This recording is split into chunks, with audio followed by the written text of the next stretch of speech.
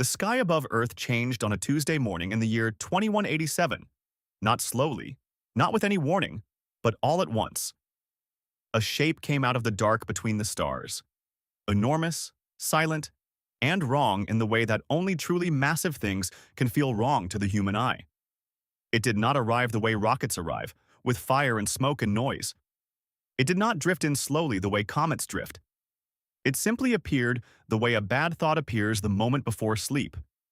There, suddenly, with no permission and no apology. It was longer than three of Earth's largest cities placed end to end, dark gray like old cold iron, and covered from one end to the other in towers and ridges and angular structures that no human engineer could name or understand. It moved into orbit just above Earth's moon and stayed there, still, patient, and heavy with a kind of authority that did not need to announce itself. It blocked a wide section of the lunar surface the way a hand blocks the light of a single candle.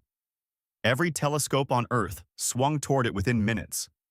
Every satellite camera locked on and began flooding ground stations with images.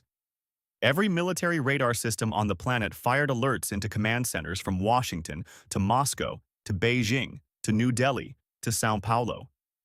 The alerts were real. The images were real.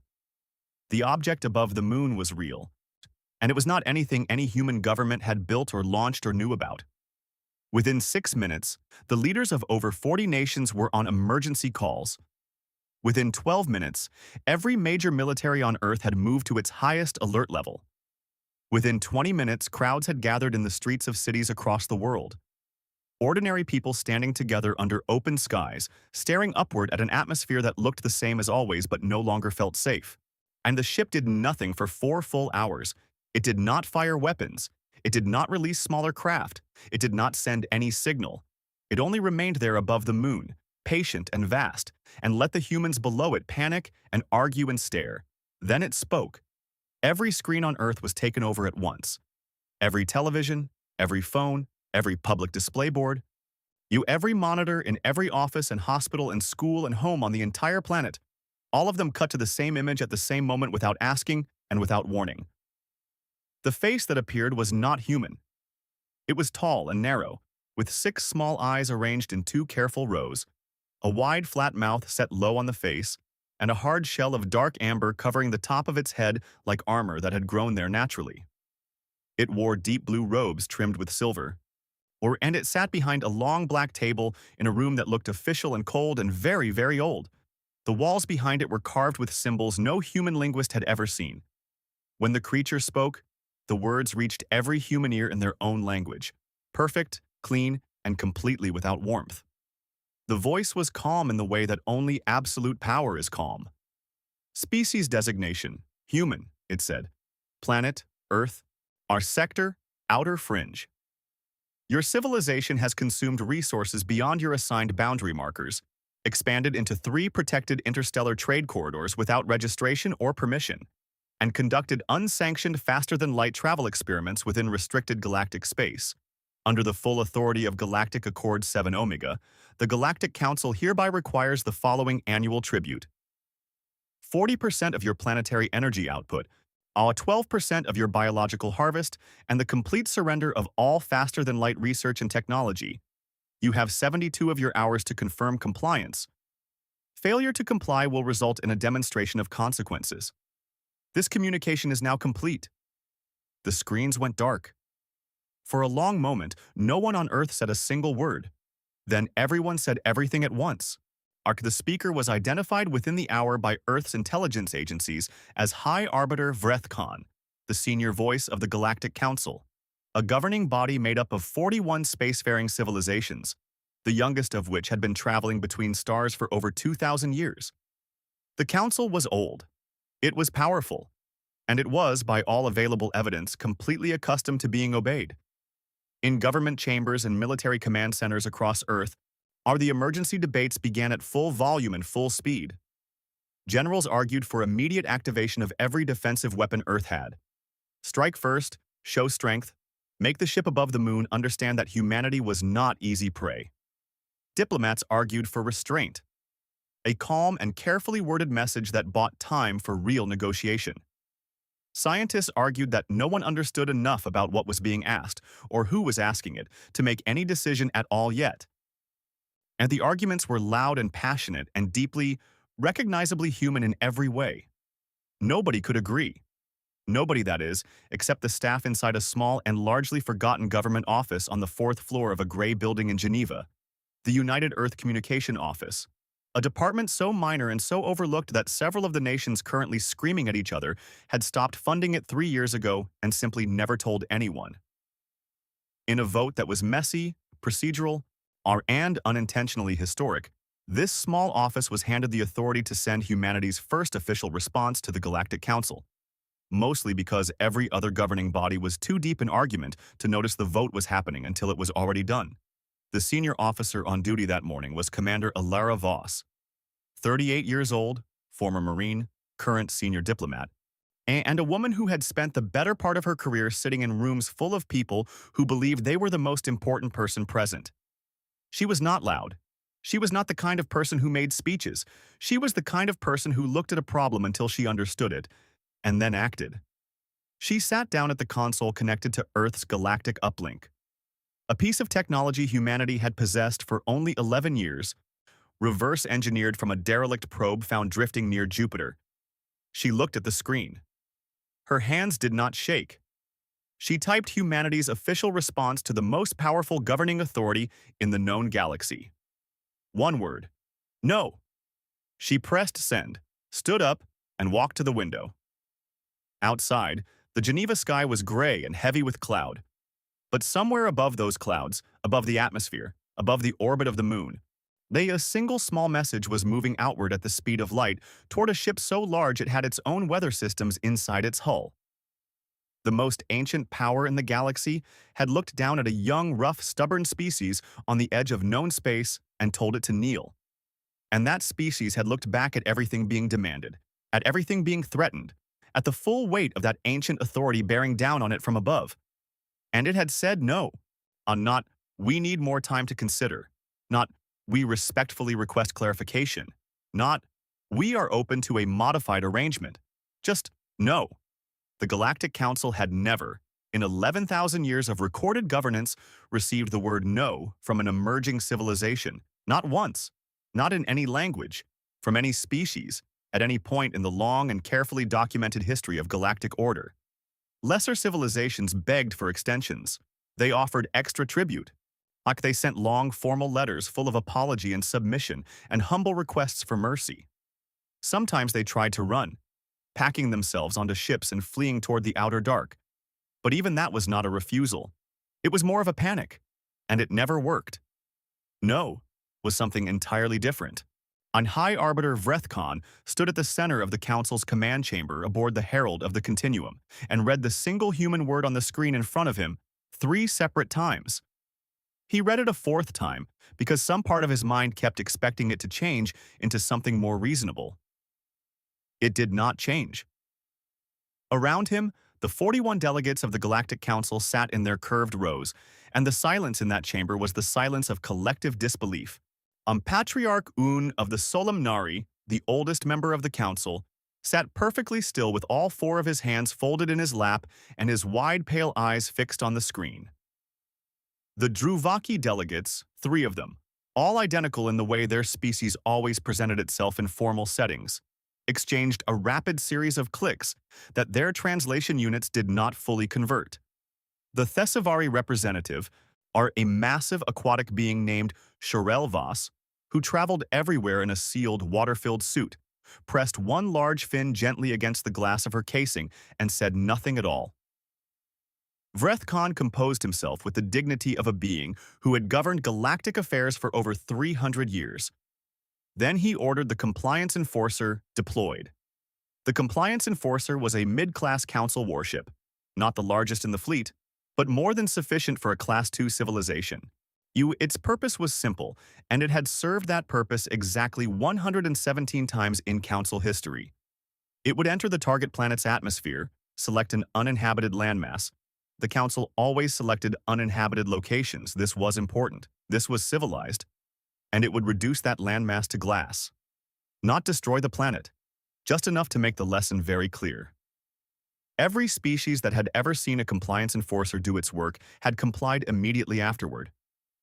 The compliance enforcer dropped out of transit above Earth's upper atmosphere at 3 in the morning, local time, over the southern Pacific Ocean, chosen specifically because it was empty of human population for thousands of kilometers in every direction.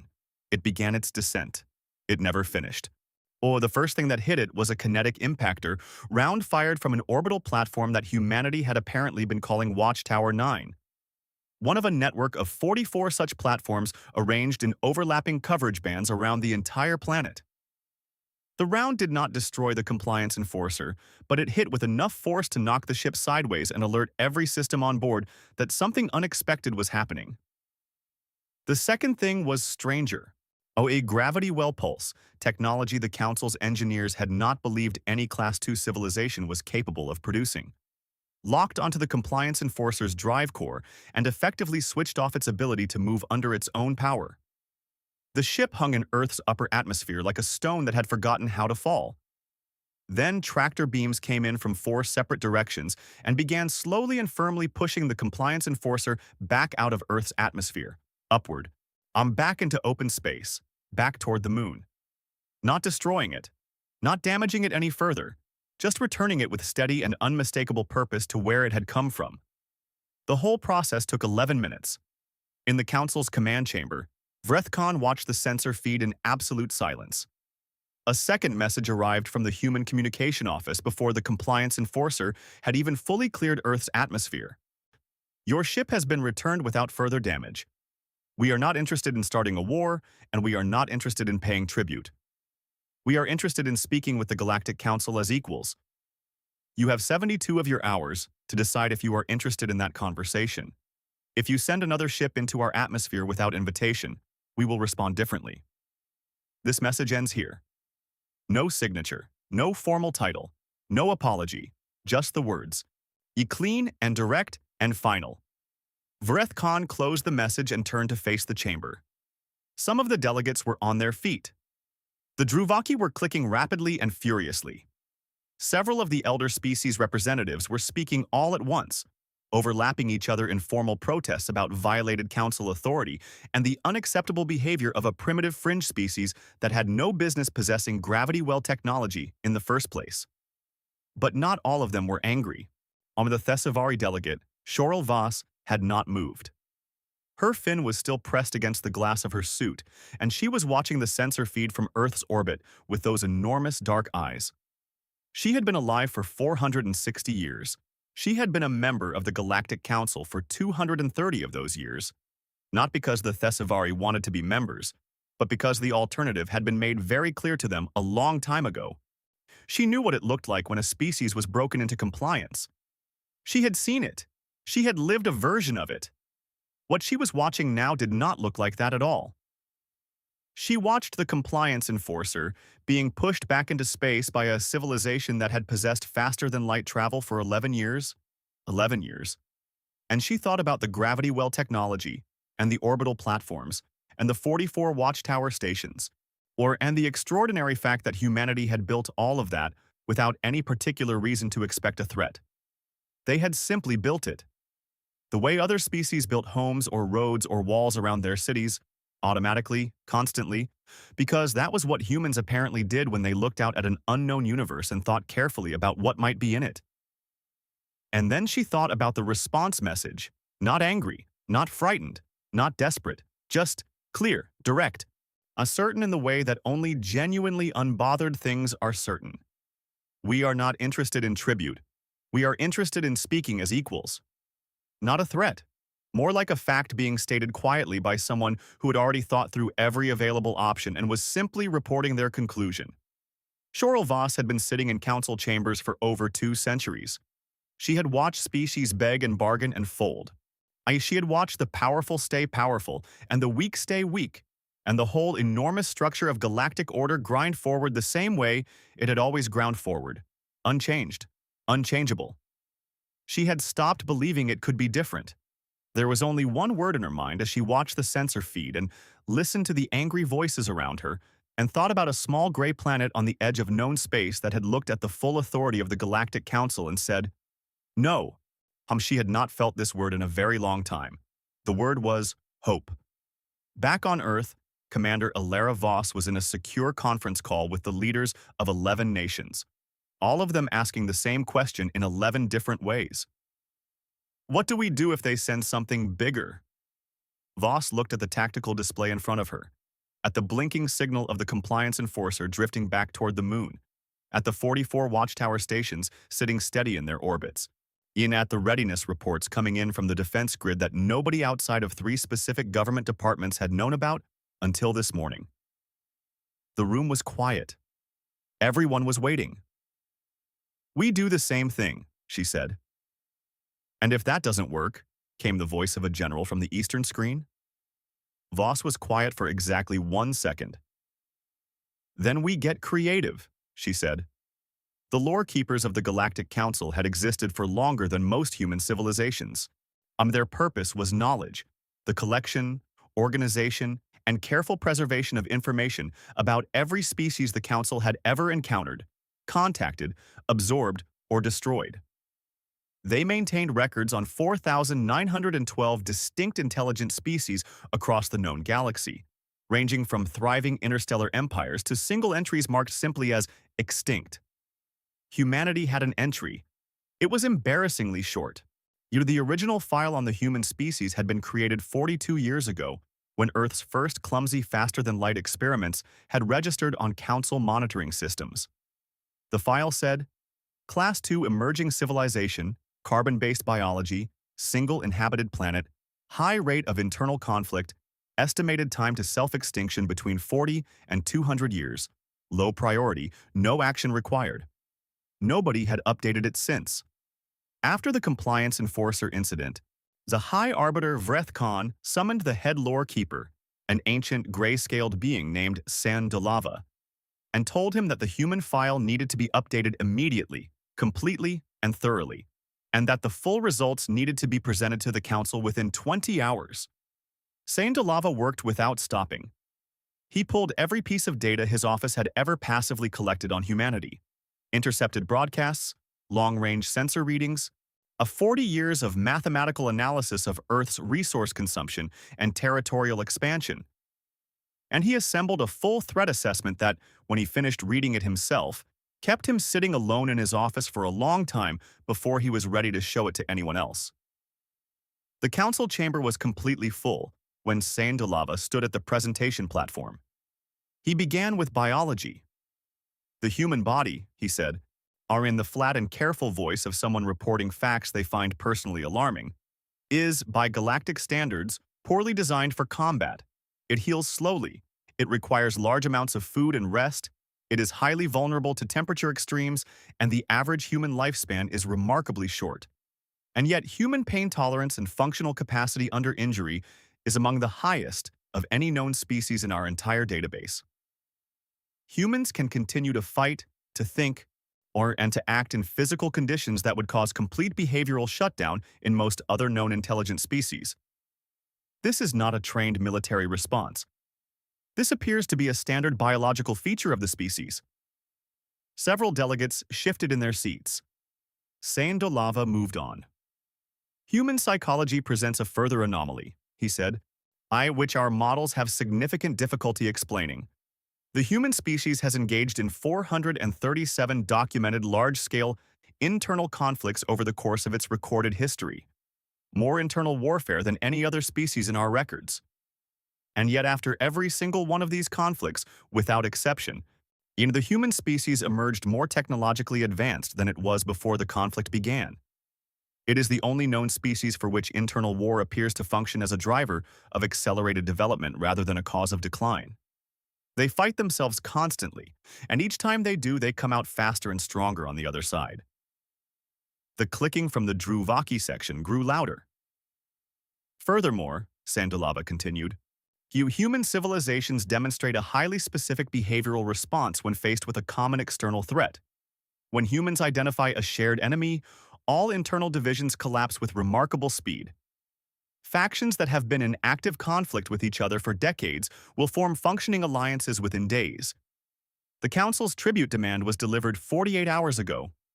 In that time, 14 separate human governments that were in active political or economic conflict with each other have already signed 3 mutual defense agreements. It should be clearly understood. Humanity was not unified before we contacted them. We have unified them. The chamber was very quiet. Sandolava paused and let that silence remain for a moment before he moved to the technology section. The gravity well disruptor technology used against the compliance enforcer was reverse engineered by human scientists from a derelict probe recovered in the year 2091, he said. That probe, according to our records, belonged to the Veth civilization. The Council will recall that the Veth were a Class 3 species processed for non-compliance approximately 90 years ago. Humanity found the wreckage of a Council enforcement action, recovered it, studied it, and built a functioning version of one of its core propulsion systems in under a century. With no formal scientific exchange, no guidance, no original schematics. Only wreckage and their own curiosity. Old Patriarch Uun of the Solemnari, the oldest living member of the Council, made a quiet sound that was not quite a word and not quite anything else. Additionally, Sandolava said, current intelligence indicates that in the 96 hours since the tribute demand was issued, before the Council has even responded to their countermessage, human research teams have already begun design work on a second-generation faster-than-light system that early projections suggest will be 30% more efficient than their current model. They appear to have accelerated their own research in direct response to being told to surrender it. This behavior is consistent with documented patterns across many areas of human history. Telling a human not to do something appears, in a significant number of recorded cases, to make that human do the thing faster. Several delegates looked at each other. Sandolava set down his notes and looked out at the chamber. There is one final item, he said, and I want to be precise about how I present it. The human defense network that intercepted the compliance enforcer was not built in response to our arrival. It was already in place. It has been in place and steadily expanding for over 40 years. Humanity built that network before they knew we existed. They built it because they assumed that if the galaxy was full of intelligent life, some of that life would eventually arrive with bad intentions. They prepared for a threat before they had any evidence of one, not because they had specific information, but because preparing for the worst appears to be something humans do by instinct, in the same way that other species sleep or breathe or eat. The chamber was silent. Nobody spoke for a long time. It was Patriarch Uun who finally broke the quiet, and he was ancient enough to remember the last 3 species that had surprised the Council, and he had watched all 3 of them be crushed. He was, of all the beings in that chamber, the one most likely to understand what he was looking at. He spoke very slowly. We made a serious error in our initial assessment of this species, he said. We looked at their age and their conflicts and their small single planet on the fringe of known space, and we saw something young and weak and ready to be shaped. We did not look carefully enough. We assumed that what was young was also simple. We did not ask what they had been doing in all those years of fighting themselves and burying their dead and rebuilding from nothing over and over again. We did not ask what something becomes when it has been forced to survive that many times. He paused. We have not poked a primitive civilization, he said quietly. We have disturbed something that has been sharpening itself for a very long time, and it has only now opened one eye. Vrethkon said nothing, but he did not argue either. And in her sealed water suit at the far end of the chamber, Shorelvas heard the old patriarch's words and felt something settle into place in her chest. Something she had not felt in a long time and had almost stopped believing was real. She pressed her fin against the glass and watched the room change around her. It was, she thought, the beginning of something. Station Threshold did not look like a diplomatic venue. It looked like what it was, a structure humanity had designed, built, and launched into space in the 11 days between the Council's tribute demand and the opening of formal talks. Where it had been assembled from prefabricated components in a construction timeline that the Council's engineering analysts had quietly flagged as not possible for a Class 2 civilization before being told to re-examine their assumptions. It was not beautiful. It was angular and practical and put together with the kind of confident urgency that comes from a species that has decided something is going to get done and is not particularly interested in perfection when function will serve just as well. But it was solid. The structural readings the Council's advance team had taken before agreeing to attend were good, better than good, and the life support systems were stable and efficient in a way that required no modification for any of the 7 species attending the talks. Commander Alara Voss arrived first. She came with a team of 4, a translator, a scientific advisor, a legal analyst, and a young communications officer named Thomas Reyes, who had the specific and unusual skill of remaining completely calm in situations that were objectively terrifying. Voss had selected him for exactly that reason. The council delegation arrived 20 minutes later, and they filled the room differently than the humans did. They were larger, most of them, and older in the way that species get old when they have been watching the galaxy for thousands of years. For they arranged themselves around the long central table with the practiced ease of beings who had done this in many rooms across many centuries. Vrethkon sat at the center of the council side. He looked, Voss thought, like someone who had not slept well and did not intend to show it. The talks were supposed to begin with a formal statement of terms from the council side. A restated version of the original tribute demand with minor modifications designed to look like flexibility while changing nothing essential.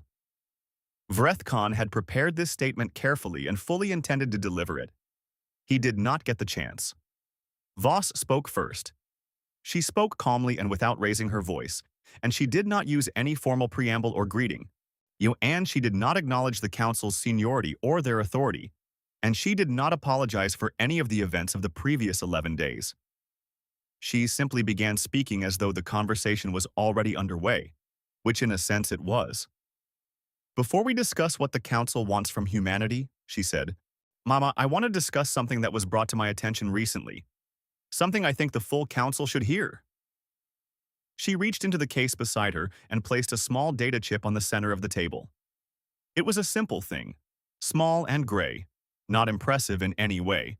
But the moment it touched the table surface, Shorel Voss, the Thessavari delegate, went completely still inside her water-filled suit. Because she recognized it.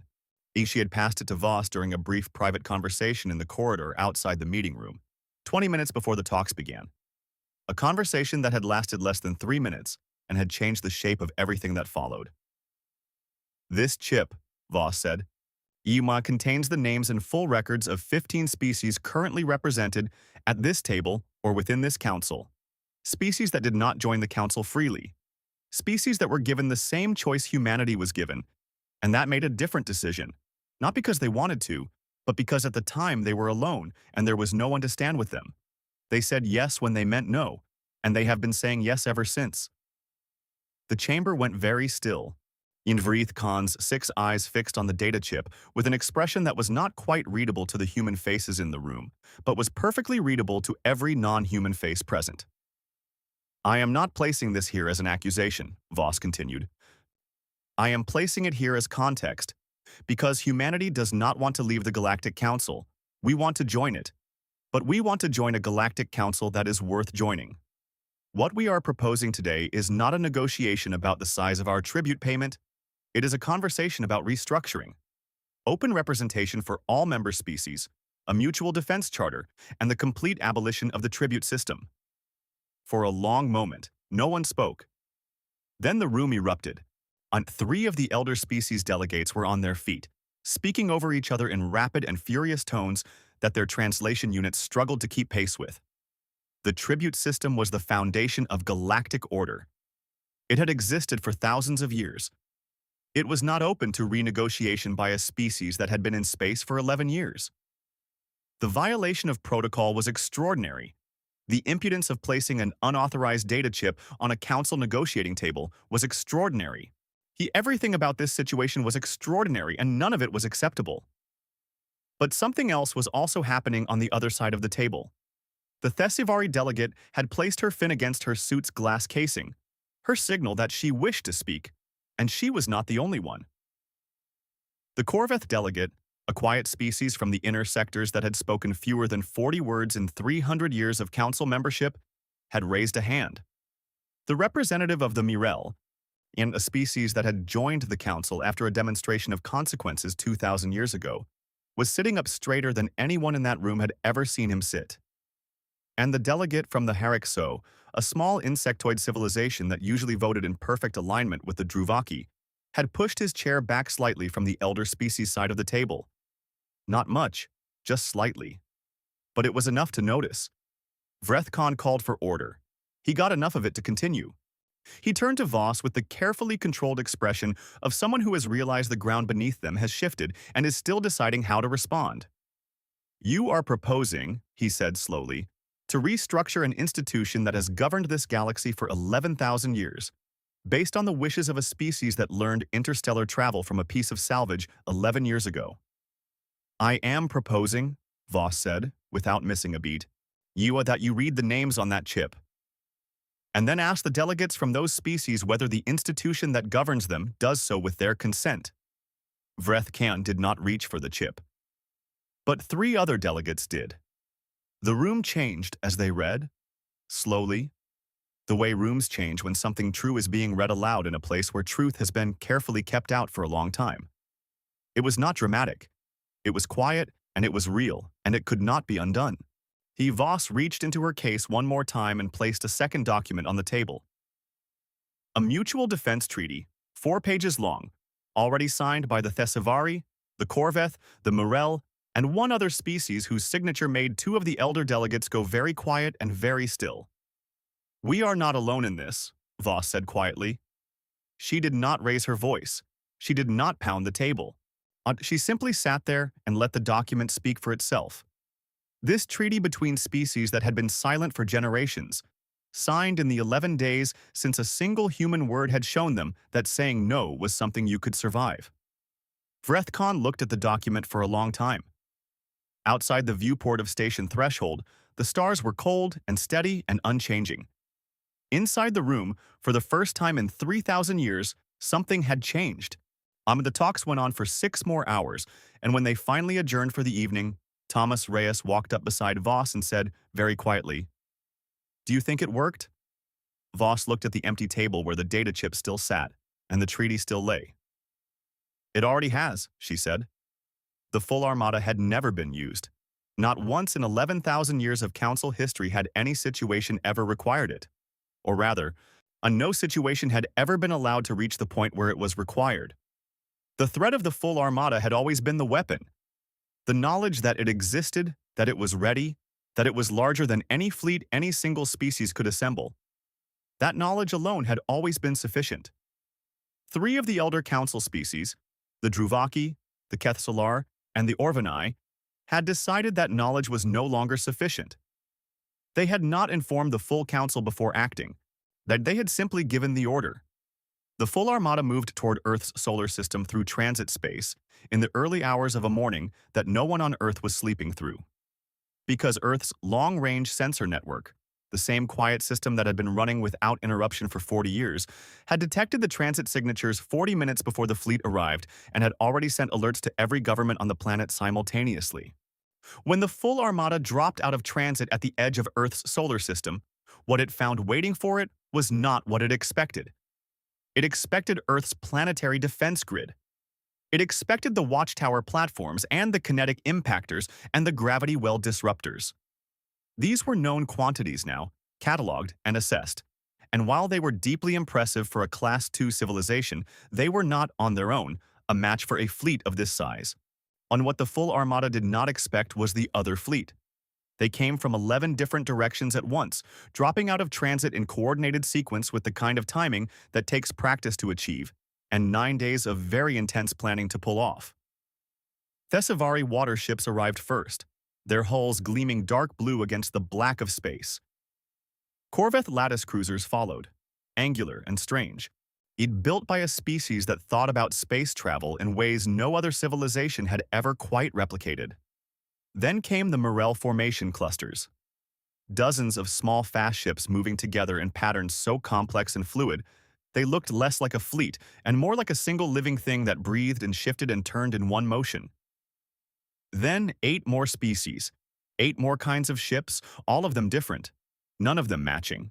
On flying in no particular formation because they had had 9 days to plan and had not managed to agree on formations in 9 days, but they were all flying in the same direction, toward the same point in space, for the same reason. The full armada stopped. This was something the full armada had never had to do before. Stop, and assess, and recalculate. Its commanders ran projections and ran them again, and arrived at conclusions they did not enjoy. So the combined Allied fleet was not larger than the armada. It was not more advanced in every area.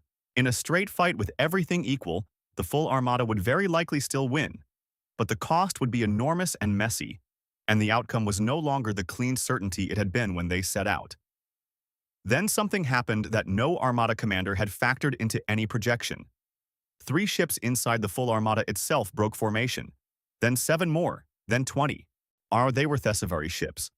Vessels crewed by beings whose species was a council member, not by choice but by submission, whose grandparents had been alive when the council made its original demonstration of consequences against the Thesavari homeworld, who had watched the events of the past 11 days with a feeling they had almost forgotten they were capable of having.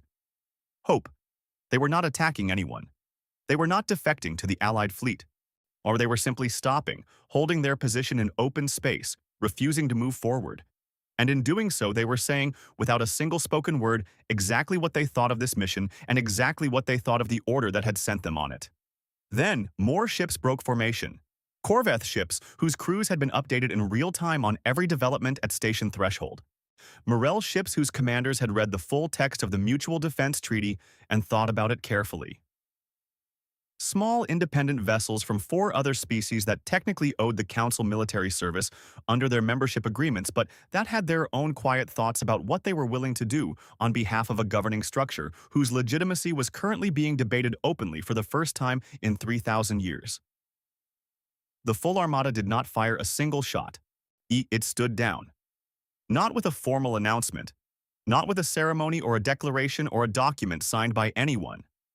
It simply stopped moving forward, and then gradually, ship by ship and section by section, it began to turn back. And the sight of that enormous fleet turning in the dark between the stars was something that would be described in the histories of a dozen different species for centuries afterward, each one in their own language, or each one trying to find the right words for what it meant when the most powerful weapon in the galaxy decided not to be used. Back at station threshold, the news arrived during a recess in the talks. The room found out in different ways. Some delegates received signals from their home governments, some from their military contacts. Some simply saw it on the sensor feeds running on the secondary screen in the corner of the meeting room. The reactions varied enormously. Or some of the elder species delegates were furious. This was a violation, this was unauthorized, this would be formally addressed and there would be consequences. Some sat in silence in ways that were harder to read. Some, mostly from the smaller and younger member species, were making sounds that their translation units rendered as something between relief and pure disbelief. Voss was told by Thomas Reyes, who came up behind her during the recess and said, in a voice that was working very hard to stay level, "The armada turned back, Commander." She nodded once. She did not celebrate. She kept her face level and her posture straight, and when the recess ended, she went back to the table and kept working, because there was still a very large amount of work left to do, and celebration was something for after. The vote on the founding charter of the Galactic Assembly took place 6 weeks later. It was not unanimous. 3 of the elder species abstained rather than vote against, which was a political calculation rather than a principled position, and everyone in the room understood the difference. One species voted against and then had to be reminded, in a calm and factual conversation, of the Mutual Defense Treaty and what its terms meant in practical terms. That species changed its position. The charter passed. The tribute system was abolished. Your representation in the assembly was restructured on the basis of 1 primary vote per member species, with a rotating advisory council drawn from across the full membership. An independent arbitration body was established with judges selected from 12 different species, no 2 from the same world. The elder species retained their seats and their significant influence. That was the compromise, and it was an imperfect one. Everyone at the table knew it and said so. But they no longer held dominion, and the difference between influence and dominion was a difference that mattered enormously to 15 species whose names had been written on a small gray data chip carried into a meeting room on a station that had not existed 3 weeks earlier. There were celebrations on Earth. They were large and loud and deeply, recognizably human in every way. Parades and music and speeches from people who had not been involved in any of the key decisions but were very enthusiastic about them now. There was also grief, quiet grief, in some homes and some hospitals, for the people who had not come back from the brief orbital engagements of the previous weeks, for the pilots and crews of ships that had been damaged in the response to the compliance enforcer, for the ordinary soldiers who had done their jobs in the dark of space where nobody could see them and whose names would not be in most of the speeches. Humans celebrated loudly, and they grieved quietly, and they held both things at once, because they had always been a species that understood how joy and loss could occupy the same moment without canceling each other out. Commander Alara Voss was not at any of the celebrations. She was at Station Threshold, which had been designated the temporary seat of the new Galactic Assembly while a permanent location was negotiated. She was working. There was always more work. And when she finally stopped late one evening, she stood at the viewport in her small office and looked out at the stars. Thomas Reyes was still at his desk in the outer room, and he looked up and saw her standing there. And because he was 26 years old and had survived the most extraordinary 11 weeks in the history of the known galaxy and had not yet learned to stop asking the obvious question, he asked it. "What are you thinking about, Commander?" Voss looked at the stars. She was thinking about one word and what it had cost, and what it had opened, and how strange it was that a species which had spent most of its long and difficult history struggling to get along with itself had found, when the oldest power in the galaxy looked down from above and said, "Submit." That the one thing every human on Earth could agree on without argument was a single quiet refusal.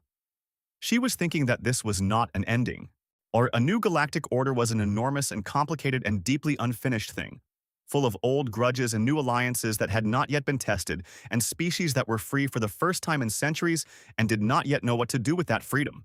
It would take generations. It would be hard. It would sometimes go wrong in ways no one had planned for. She thought all of this. She said none of it. She turned away from the viewport and picked up the next file on her desk. "What's next?" she said. Not a question. A statement. Outside the viewport, the stars did not change. They never did. They just hung there in the dark, cold and patient and ancient, the same way they had hung there before humans ever looked up at them and decided, with characteristic stubbornness, to go. But something had changed among them, quietly, permanently, in the way that real change always works. Not all at once, not with a single dramatic moment, but one word at a time. Spoken by someone with steady hands who looked at the weight of the whole universe pressing down and decided simply and without hesitation that the answer was no.